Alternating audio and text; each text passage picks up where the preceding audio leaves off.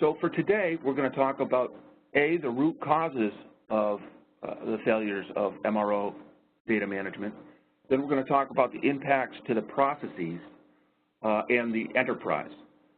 Then we'll talk about what needs to happen to fix those cause and process failures. And then we'll talk a little bit about some real-world case studies, and then summarize on Verdontis and our history and capabilities. In terms of housekeeping, we encourage questions, and please, if you have questions as we go along, enter them into the question field on the WebEx tab, and we'll answer them at the end of the webinar. I will be joined today by Arthur Rodgett, who is an industry veteran, and he'll be adding some additional information as we go through the presentation. So number one, root cause, and we see this quite a bit.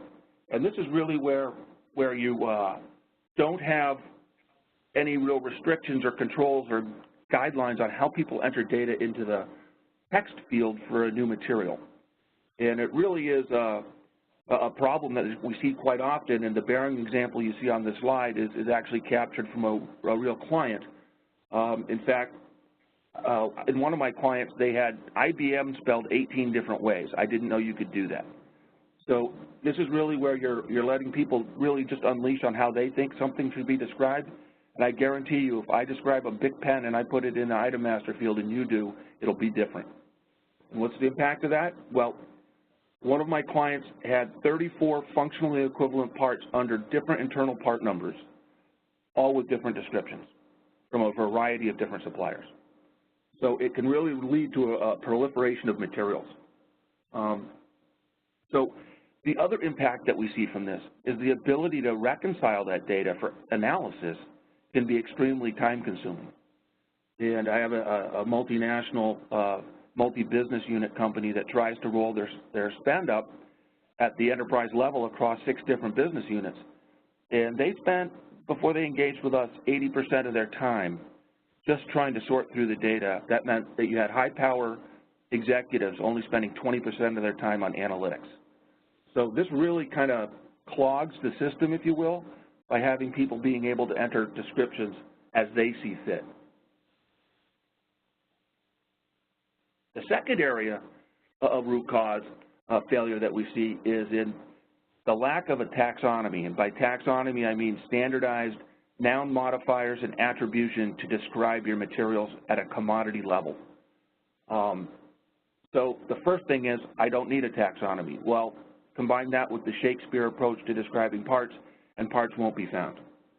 The second root cause in the taxonomy free is the high-level taxonomy. So I'll often talk with clients who say, yeah, I've got a taxonomy, and you know, I'll say, well, how many categories have you mapped out? And they'll be, 60. And then you talk to the maintenance engineer, and he says, yeah, I go in and I look for bearing ball, and I get 500 results. And so I request a new one. So they're not providing enough granularity to get down to that search level that's meaningful for the end users, so they'll circumvent the system. And the third failure we see here is in proprietary taxonomies. And this is really a case of why are you reinventing the wheel? There are a lot of taxonomies out there. We have one. Other people have them. We work with all of them. Why would you develop something that already exists? It's like writing your own software for an off-the-shelf package. And I'll give you an example of the heavy lifting. People think it's a non-trivial effort to create their own taxonomies, well, at least some people do. One of our clients, a oil field services company, decided in their early journey into MDM they were going to develop their own taxonomy. So they put a supply chain, a procurement, and an operations person in a room and said, hey, build us our taxonomy. At the end of the first week, they had exactly one business rule spec sheet built out. In terms of order of magnitude, our average client uses 950. So you can see that there would be a tremendous amount of lifting, even if they streamline their process, to develop something that already exists. And then you've created a one-off that doesn't sync with your other systems, so you become an island of information. So the proprietary taxonomy is typically not a road you really want to go down.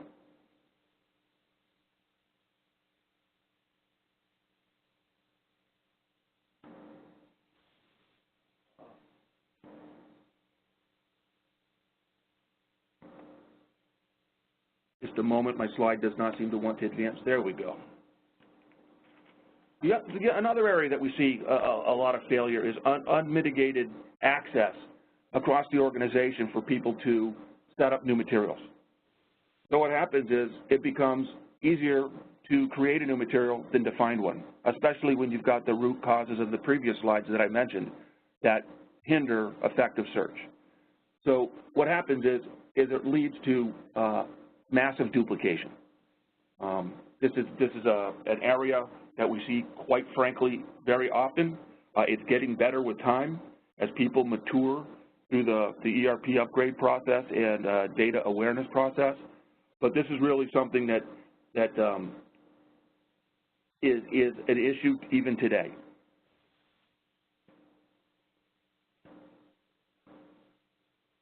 The other area that we see in terms of root cause failure is people who have gone through an exercise to determine these are the kinds of attributes that I'd like to capture around a commodity, but what I haven't done is made any mandatory fields.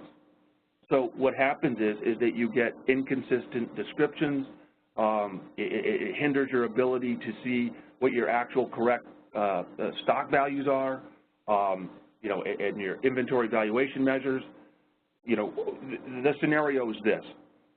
I may have developed a nice taxonomy around, say, a motor, and I haven't mandated any critical attributes for that motor. So I have one person go in and they request a new motor and they put in RPM and frame type. And I have another person go in and create a motor and they put in voltage and horsepower and it's explosion proof and it's got a frame type. The only two consistencies between those two is motor and frame type. How do I go do an effective search, find, and compare against that data, even if those are identical duplicates from different suppliers? It won't happen. So that's where the unstructured critical attribution can really become a hindrance to be able to both find and use and measure what your inventory is and if it's available. George, if I can add a little bit there. Please do.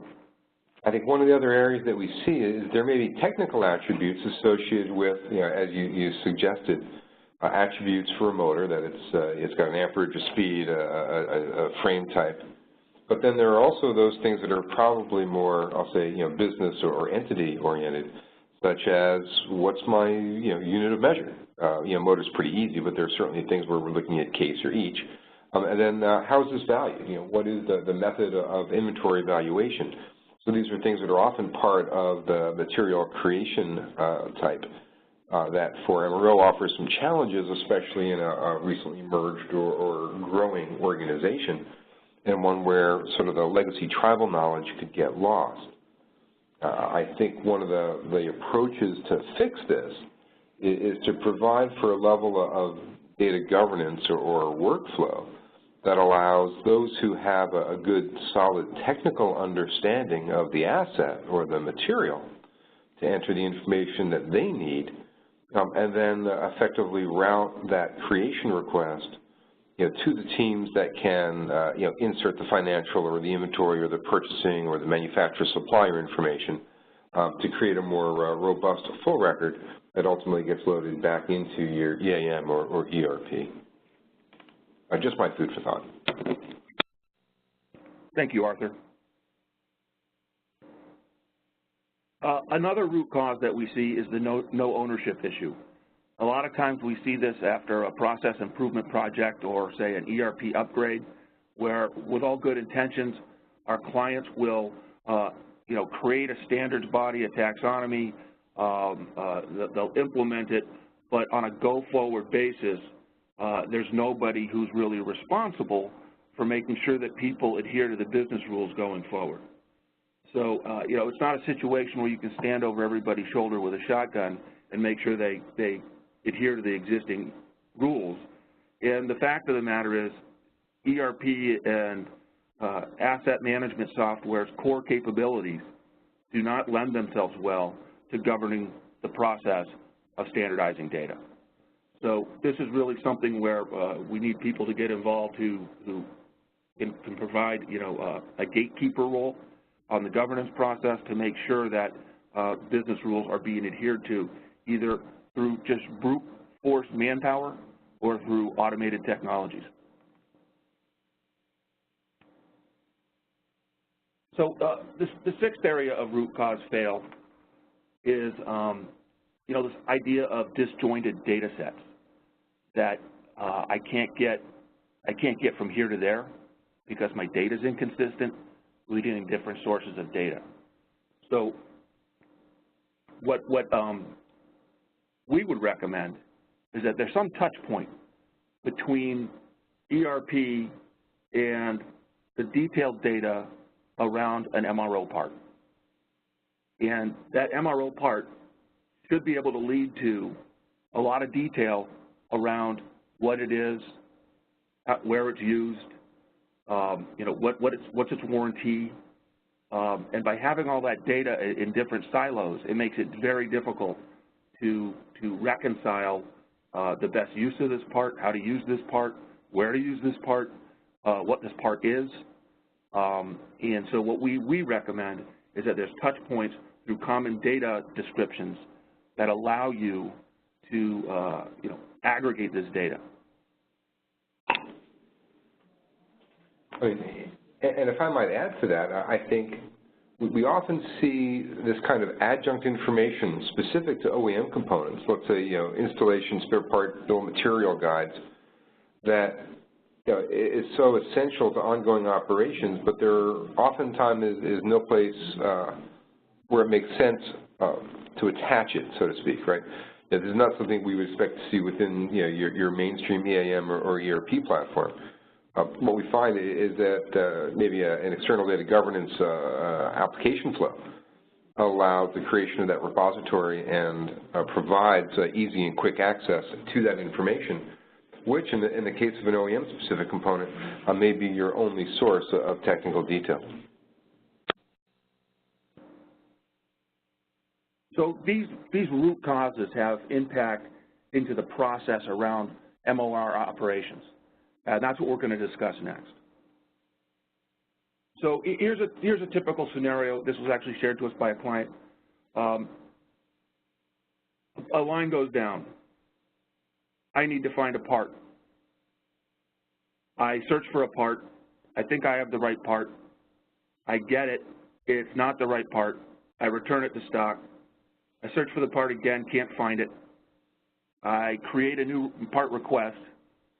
I locate, order, and receive the part, wait for delivery, probably expedited, and maybe from not a preferred source of supply.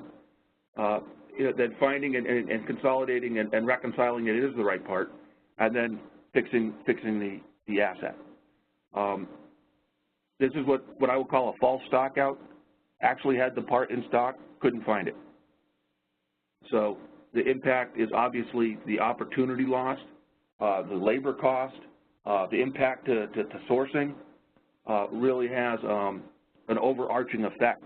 And this is more common than I had thought until I got into the industry, that people not being able to find a part in an unplanned outage, that really can become quite a circus trying to find that part, just because the descriptions are inconsistent and you have a duplicate functional part in stock, but you have no means of locating it.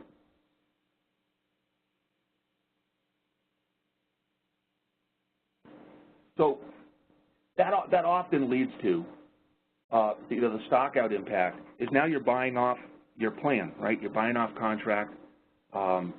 You're expediting the order that's got an uplift to it. You're substituting maybe a more expensive part just based on availability. And I can give you an example of that. One of our clients is a utility that does both nuclear and fossil power generation. And they would buy the same, 60-62 bearing, and it would be whatever the cost was going into fossil. But when it goes into nuclear at a high certification level, they literally x-ray the part, mic the part, inspect it six different ways to Sunday, and it quadruples the price of that part. But when fossil had a stock out, they would go grab the nuclear part. and substituted into their application at a 4-time uplift. So, you know, that ability to be able to find the correct part for the correct application from the correct, you know, supply chain is where, you know, you can avoid these rush orders. And, you know, expedited orders have a lot of uplift. I think we all know that. So that's one of the things that we're trying to help our clients prevent.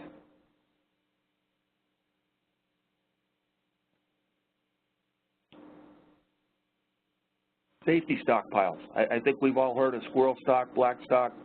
You know, that's one of the things that comes out of people not being able to find parts. You know, they have downfalls in the necessary inventory location. They have slow-moving inventory because they end up having duplicate inventories with people not being able to find the parts. So that turns into lower turn rates. Lots of times we'll see people take parts out of stock. It's the wrong part, and they just don't want to take the time to try to return it to the storeroom. So it goes into that squirrel stock. You know, people will get penalized if they don't have the right inventory on hand. That leads to two things. That leads to elevated min stocking levels in the storeroom, and it leads to maintenance engineers creating that black or squirrel stock so that they don't, you know, they don't get penalized the next time that asset goes down. So the other issue is you don't have an enterprise view of your on-hand inventory because you don't have a consistent view of your materials. Now, this is a real story. One of my clients, a large aluminum manufacturer, they had been operating pretty loosely for a while, and they got a new GM, plant GM, and he did a couple of surveys of the materials environment, and he recognized that they had a tremendous amount of black stock. He put in an amnesty program that said basically you return all your local inventory that you've had issued that you're hiding, and you won't get fired. And you got 30 days. Literally $10 million in issued stock has been just kept in closets and under benches. So it is a real issue and can provide real value in trying to get your hands around it, because now you can put that back into stock and actually use it. Or dispensate it if it's obsolete. So George, just on that squirrel inventory item, does this sort of get into the nuts and bolts of reducing inventory carry costs? I mean, one of the things that I think we've experienced jointly is sometimes the identification of this excess inventory, and then either the burn down or the dispensation is a way for the CFO to very quickly take a one-time benefit to his bottom line by writing off the inventory carry costs. For some larger organizations, this in and of itself can fund a data quality improvement process or a data quality improvement project. Is that something that you've seen in your customer base? Actually, Arthur, it is. That ability to recognize that value, and that does go typically right to the bottom line, has been used to help recognize and fund processes, measures, and people and technology to correct that going forward. That's a savings. You reoccur every year. Wow, so that can really help create a sustainable solution set, so to speak. And again, to your point, people, process, and then platform. That's great. Yeah. Thanks for the clarification. I appreciate that. Thank you. So let's talk about fails in MDM MRO itself. So why is there so much opportunity in MRO and indirect materials in general? The reason I see is because it's typically maybe 15 or 20% max of your total material spend. I mean, so much more is spent on direct that's where all the attention has been applied. But in the meantime, in a large organization, 15% of material spend can be billions of dollars. And if you look at the actual transaction level of requisitions, it's typically 2 or 3 times more than what you see in direct materials. So that proliferation of materials has a big impact across not only your carrying costs and your material spend, as well as the efficiencies within the organization processing way more requisitions than they need to, and probably doing that in an ineffective way because they're getting bad descriptions at the procurement level where they need to go back and get clarity from the engineer to make sure they're sourcing the right part. Or if they don't, they source the wrong part and start the cycle again.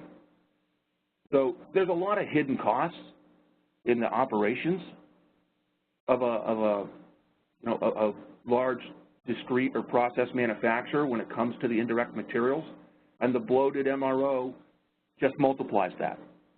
So, this is a real-world story. One of my utility clients had, I would say, run amok on their inventory to the point where they exceeded their ability to store it. So they literally had a half dozen semi-truck trailers in the parking lot that they were using to store the excess materials because they had an unfiltered new material generation process that did not filter for existing material, and they had a tremendously bloated MRO inventory. And you start multiplying that by real estate, storage capacity, all the equipment it takes to manage and move. Who's turning those motors? The hardware systems to manage it, the barcoding and that type of stuff, just the physical manpower to receive, inspect, and move items that didn't need to be bought. And then, of course, there's the overhead of the back office labor as well. That all compounds into real numbers. But now what we're going to move to is the fixes for those root causes that we've talked about. So, just in summary, the topics of root cause failures we talked about are, unfettered access to being able to create what item descriptions you want. The second, not having a structure by which to define my commodities at a noun modifier and attribution level. The unmitigated access to stand up new materials across multiple operational groups. The lack of mandatory critical attributes to describe a material, which leads to the inconsistent description of potentially duplicate materials or even groups of materials. The good intentions of standing up business rules around how I describe my commodities, but with no ownership, that's going to fail. And then we talked about the disjointed information around what constitutes good MRO knowledge. So the fixes. What we're told by our clients looking to do these fixes is that they're looking to get into standardized data. I mean, it's really that simple, standardized and enriched data to fuel their systems. And they're looking for ways to maintain that. So what we're talking about is getting the data clean and keeping it clean, and what are the considerations around that. So the processes need to come from, a deep knowledge-based solution provider that you consider. One of the things that's interesting about materials, if you look across the MDM data domains, is that materials are, by some orders of magnitude, much more complex. In terms of the technical specification, the taxonomy definition, the migration of inconsistent sparse data into a consistent, enriched, standardized, and normalized form, compared to, say, a supplier data domain where I can go to an Equifax and a D&B, send them my list, they're going to generate parent-child relationships and correct all my address and contact information and send it back to me. That's easy lifting compared to what you're faced in the materials domain. And that's part of the reason people haven't fixed it in the past. But what you'll see is because they haven't fixed it in the past, the value has become such that they are trying to fix it now. And what you should look for, in our opinion, for somebody who's going to help you on this journey is somebody who has deep domain expertise in MRO. I mean, I think that's kind of intuitive, but some people it's not intuitive, and they'll go to a multi-domain data provider who has limited knowledge around materials, and that's a recipe for failure. So they have to be able to provide consistent and intuitive long and short descriptions. Depending on what ERP system you have, you may not need the short descriptions, but they have to be consistent, commodity over commodity, unit of measure over unit of measure, noun over noun. You have to have meaningful short descriptions and long descriptions for this to be successful. What we found is that automation is a real good way to provide time to value, and this comes from experience. A real-world example is I was talking to a client yesterday, and they are applying UNS. All they're doing is classification for UNSPSC to 1.3 million materials. They're doing it through a body shop, and it's going to take them 7 months. Automated technology could do that in 1 week. So the gains are significant in automation.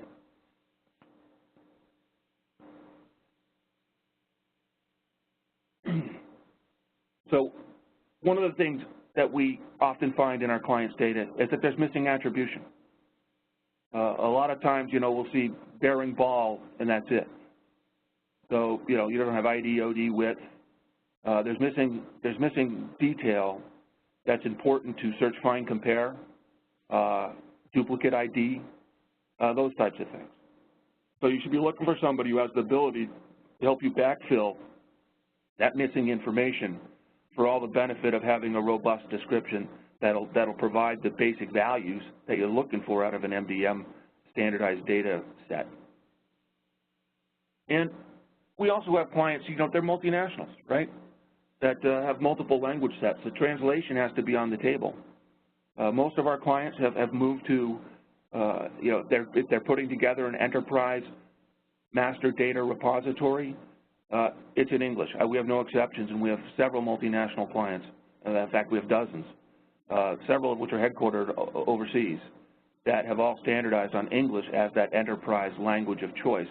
Not to say they're not going to support regional local languages, and we can help them with that as well, but that does seem to be the standard of choice.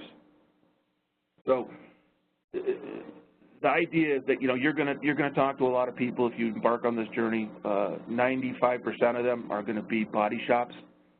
That's going to incur cost, time, and inaccuracies.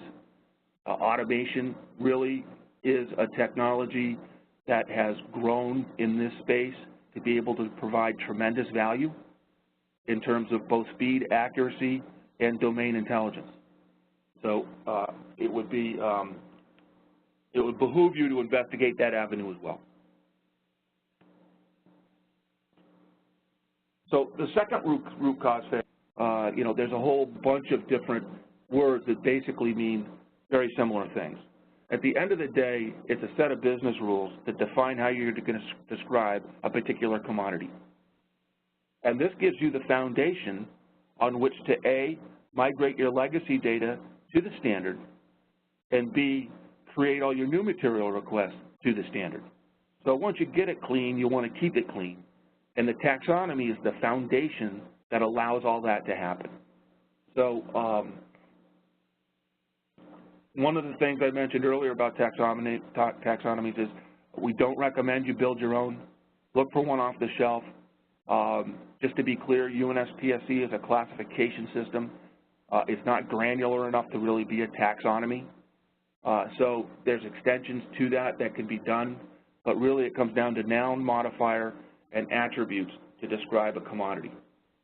In terms of migrating to that standard, the automation is critical, because what it does is it keeps you out of having to touch each and every part with eyeballs to make sure that it's adhered to that new taxonomy. And that's where automation can really help. It can flag those materials through validation, automated validation to give you criticality on how adhered that part is to the new taxonomy, and that way we or you can focus our remediation efforts only in those areas that need to be focused in. It's a tremendous time saver in terms of manpower for making sure that the data meets the quality requirements. The other thing I would encourage you to look for is flexibility. Somebody who's agnostic to classification codes. I mean, I've got clients in the oil and gas industry who classify to multiple codes. They've got PIDACs out in the field operations and UNSPFC for sourcing, and they wanted a hybrid-based taxonomy that we help them configure and then processed all their data against that. So the caution with UNSPFC is that it may lack sufficient detail. A silly example is they classify goats, but they won't tell you what kind of goat it is, right? So if you want the Northern Himalayan goat, there's no classification segment for that in UNSPFC. So I know that's a silly example, but my point is it's not that granular. In fact, it kind of falls into that higher taxonomy root cause that we talked about, because it's not going to allow search find to compare down to a level that gives you a meaningful segregation that an engineer, a supply chain professional, et cetera, are going to actually take the time to comb through for the part they want.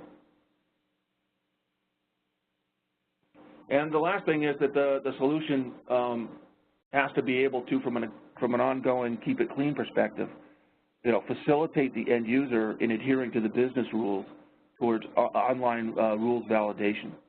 So what that means is it makes it easy on the end user when they can't find a part because it doesn't exist to create a new part that adheres to the rules. And that also makes it easy on the data governors to vet that part. So that's also a key point I would encourage you to look at in terms of any potential governance solution you're considering. So in terms of the whole overall root cause fix for the combined data governance workflow or new item master creation, this is really back to the old three-legged stool that we've been talking about in process improvement for 15 years, 20 years. It's process, people, and technology. So in terms of recognize that, the technology end of it in MRO is different than other data domains, as I've mentioned earlier. So in looking for that partner who brings the expertise to maximize your value per investment, the starting point of having a deep bench in MRO is key. Of course, that means that you have to have the organizational wherewithal to assign data governance people. We see more and more companies that have chief data officers. That's a relatively new CXO position, but they're a likely candidate to own organizations like the master data management team.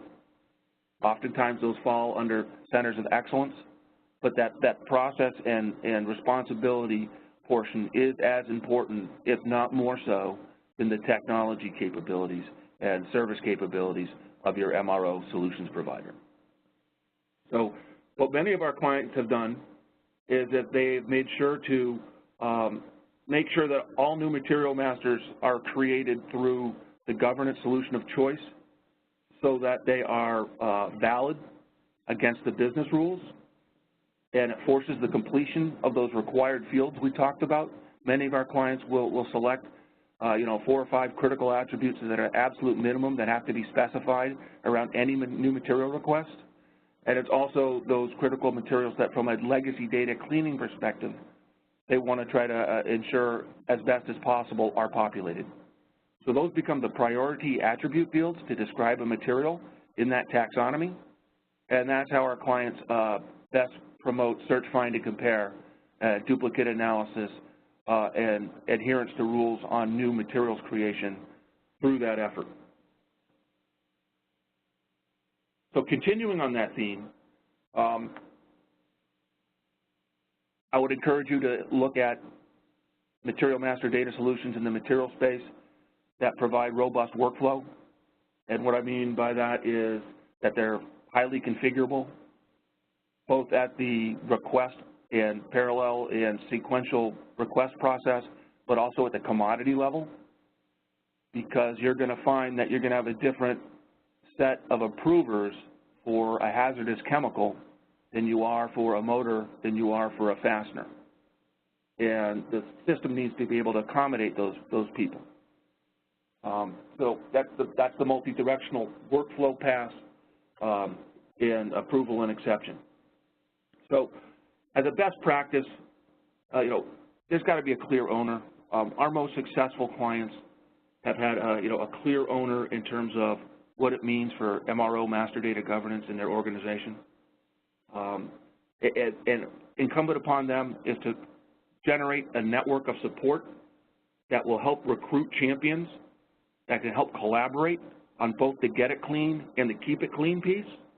So that's a selective application of subject matter experts who can help with the migration, as well as champions within the business itself for the data stewardship and governance process.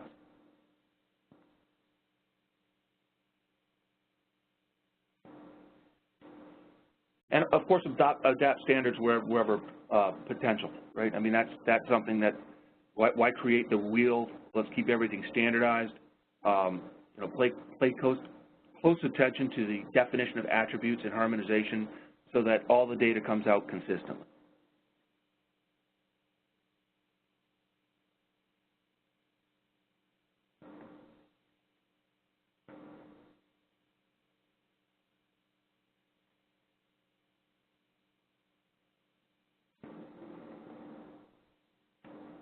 There we go. Okay, 6 root cause 6. Sorry about that. My PPT hung up there for a second.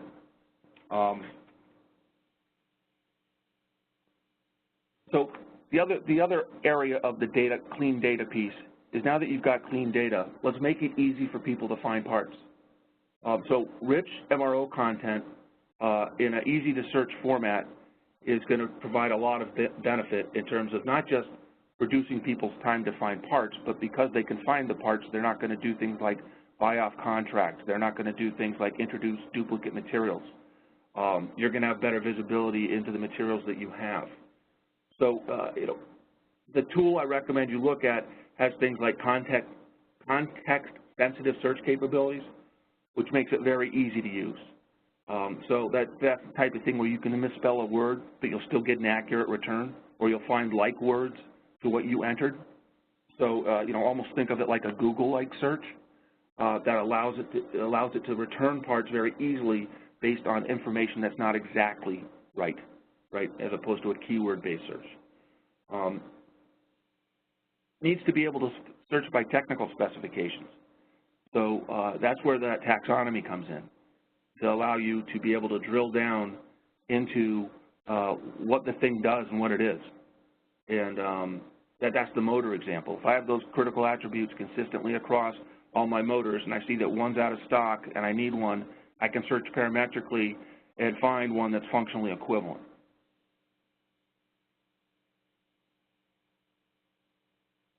So let's talk briefly about client cases. At Verdontis, we've adopted, the automated approach that we see to be very effective. And here's a pretty good example of that. This is a large water treatment provider, multinational, big SRP consolidation. They decided to do a big bang on the materials consolidation as opposed to region by region, because they were embarking on a multi-year SAP journey, and they wanted to be able to realize the benefits from a consolidated view in their supply chain up front in the process. So it was a fairly beefy engagement. Over 18 different types of business platforms, 1.3 million unique item masters came to us in 23 different languages. And, they had no specific existing categorization or part classification. It was across the board. They had different business units using different standards that were loosely adhered to, and that was rife with duplicates within and across their legacy systems. So they gave that to us to harmonize to provide consistent information that would allow them to improve their supply chain management and reduce their spend, and enable the part standardization to help them lean out their inventory by burning down on the duplicate materials. And then they recognized that through their SAP journey, they needed a way to govern this material.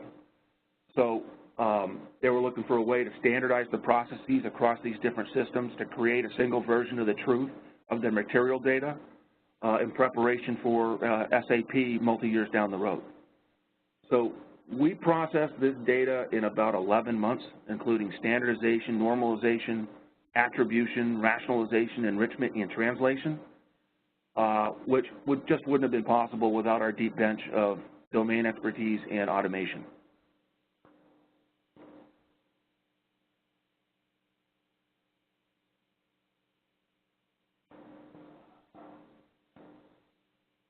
Getting more WebEx lag.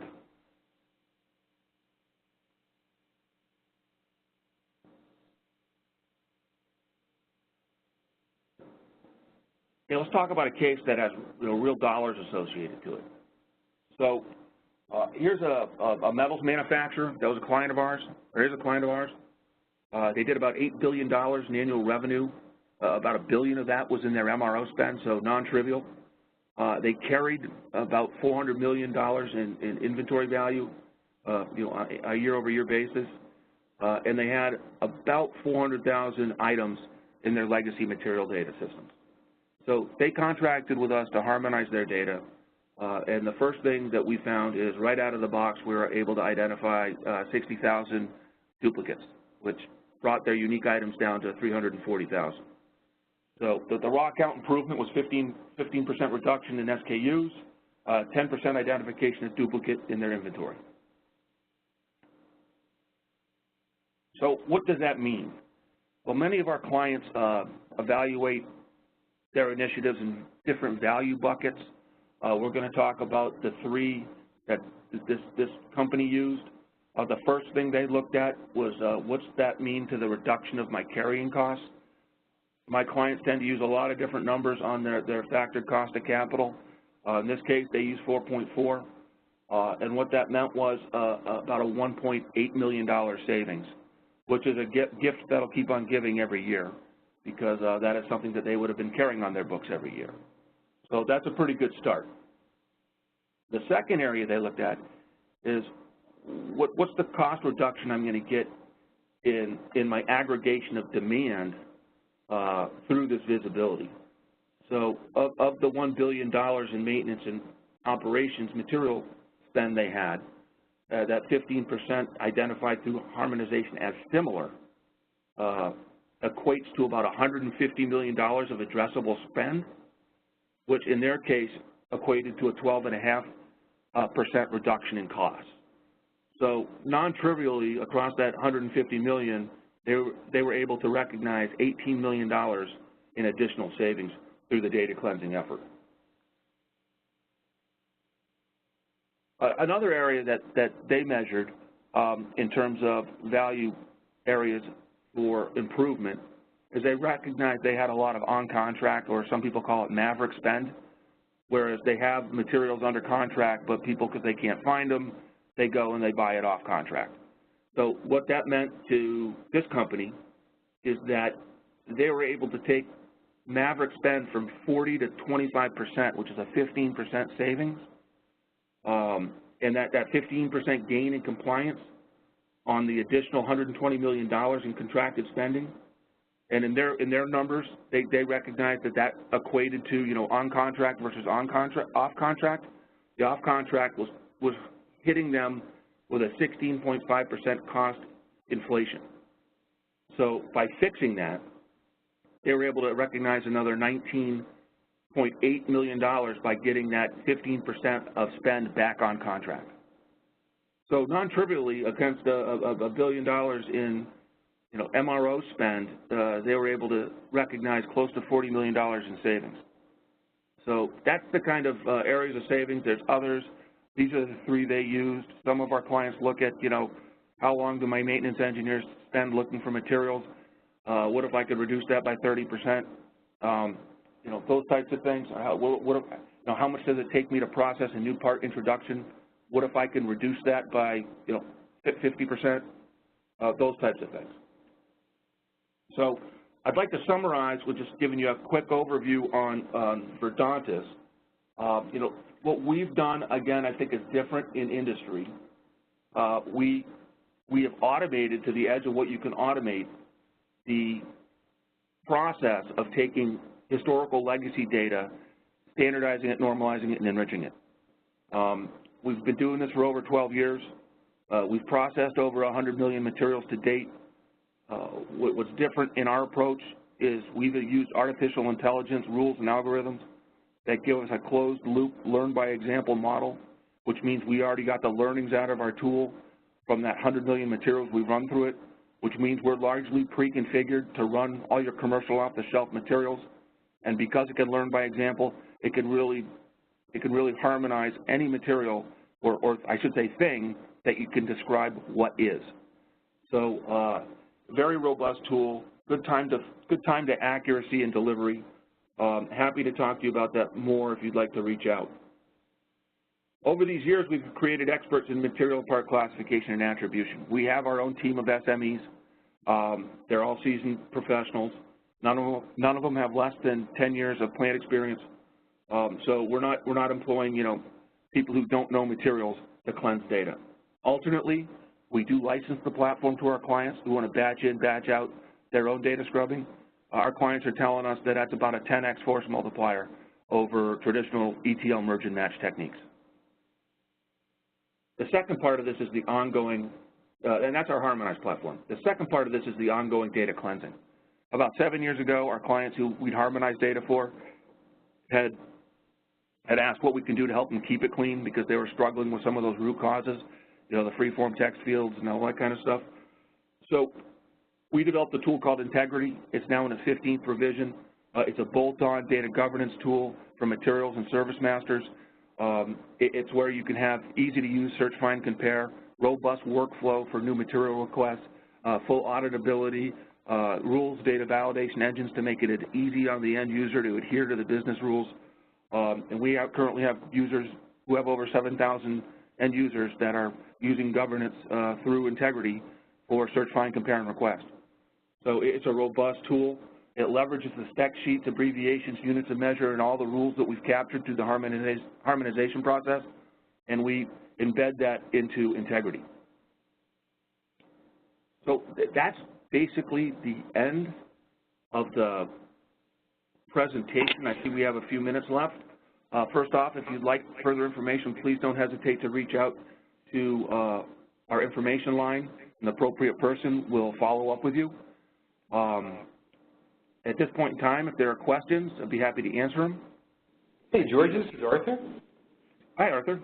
Hey, I thought maybe I could, we've got a couple of questions from the audience, so I'll throw them out there, and then maybe we can dialogue on these a little bit. Excellent. Excellent. The first one I think is pretty straightforward. So someone must have an operation in Brazil. Can we handle MRO parts in Portuguese, parentheses, Brazil? So I can take that one from a data language perspective. Would you like me to take that, or do you want to? Oh, it's an easy answer. I'll take the easy ones. I'll give you the hard ones. Brazilian Portuguese is one of the 26 languages that we actively support for data quality improvement. And, of course, for data governance, Brazilian Portuguese is also one of the languages for our Integrity toolset. Here's another question that I think is more geared towards perhaps data governance. Is there an ability to block duplicate material number creation for any additional entry? I think what this really means is there a way to block adding new items if those items already exist? So let's take that question first. George, you want to take that? Can we block? Can you repeat it, please? Sure. Can we prevent new items from being added if they already exist? So can we block duplicate material entry? Oh, great question. Yeah, That's foundational to our integrity platform. In fact, the end user will be forced to unique their request. In other words, they cannot be an existing material in the database that reflects the noun modifiers and attributes that they're looking for. They will only get the option to request a new material when they've made a unique search. And our system is architected to provide them options that are close tos. So before they go through setting up a new material request, they will be provided with a list of any close to materials that might functionally meet their requirements. So the answer to your question is absolutely yes, we can make sure that people do not introduce duplicate material requests. Super. Now, this is sort of a two-parter. The same person asked as a continuation to that, saying, I believe duplicate material cannot be marked for deletion unless it is sort of out of cycle. So I believe what that person's pointing towards is if it's an active material, I've got it in an open rec, I've got it in a job order or a work order, so it's active within plant maintenance as an example, or WMS. Correct. It cannot be deleted, but what you can do is mark it as inactive.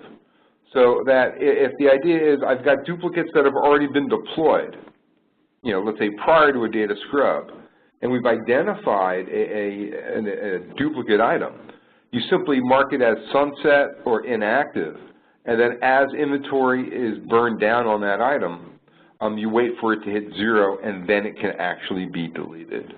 And that's fairly common, right? The effort to merge duplicate items and combine them can be a bit of a challenge if it's a fast-moving item and you don't have cycle time to sort of slide in and do the merge blend. Hey, Arthur, I got a question in here that I think I can take. What does integration back to an SAP system look like? Are there standard connectors with customization options? What does a typical timeline look for ERP integrations? So first off, about 70% of our clients use SAP. When they bolt integrity on top of it, we typically integrate to SAP through middleware. So that seems to be an IT preferred method. And those integrations can be bidirectional. So if you want information that's, say, transactional information that's controlled by SAP visible in our integrity platform, then that can be synchronized to give a more 360-degree view of the part in integrity. But that doesn't need to happen. It can be just around the data in integrity. And when a new material is approved through the governance process, it's then synchronized into SAP for the further material creation in SAP. The timeline look like for that? We're typically looking at about 30 days, working with your IT group because they'll be doing the middleware integration back to SAP. We're doing it to the middleware and vice versa. So that's typically what it looks like. And, yeah, that can be completely customized in terms of what data fields and that type of thing. And typically Internet real-time. We do host our solutions. So it's not something that you'd want to put behind your firewall. It tends to make it lightweight, especially on IT. And, yeah, so that's kind of what it looks like. I hope that answered the question. It's funny, as you were saying that, a quick ping just came in asking, are we connected through HANA? Short and long is yes. So we have not necessarily made it resident, but we are connected, and we have clients today who've deployed their SAP instances on HANA and are using our integrity solution. Somewhat related, and I know we're getting to the top of the hour, so I think maybe this should be the last one, is one of the participants in today's webinar said, as a company, we feel like we have a fairly solid MDM process around MRO data. Is there an opportunity to have Redontus analyze a sample set of items to demo potential benefits? George, I'll let you take that. I'll take it. Good. Absolutely. Well, we as a company want to see a sample set of data just so we better understand the baseline. And two, we want to run it through the process So in a vacuum, we're not doing this against, we're doing that against our out-of-the-box standards. And then we review the process with our clients so they better understand our process and we better understand the baseline, and that gives us a good opportunity to set expectations. So yeah, if that's something of interest, don't hesitate to reach out to us. We'd be happy to work through what data elements we're looking for and kind of the timing and how that would work. No, before we wrap up, one more just came in, and then an earlier question, which I promised an answer to. So the question is, have we integrated with JDE? Yes. So SAP Oracle and Oracle derivatives, right? PeopleSoft, JDE, Ventix, ABB, Maximo, fairly diverse set of ERP as well as EAM platforms. And then the question which I may need to get clarification for, this might make sense though, it says, is there a value for MRO items in when to create an item itself? Now, I believe, if I were to loosely paraphrase that question, I think that question is, when does an item become worthy of being created in the item master, in the case of MRO, versus something that is just a transactional indirect? George, if you have a strong opinion, maybe you can take that. If you don't, then I'll take it. I don't have a really strong opinion. You've got it. Okay. And I do. I'll take it from I'll say an extended value chain or supply chain perspective. What normally sort of, when I look at what items should be part of an item master, material master, versus sort of indirect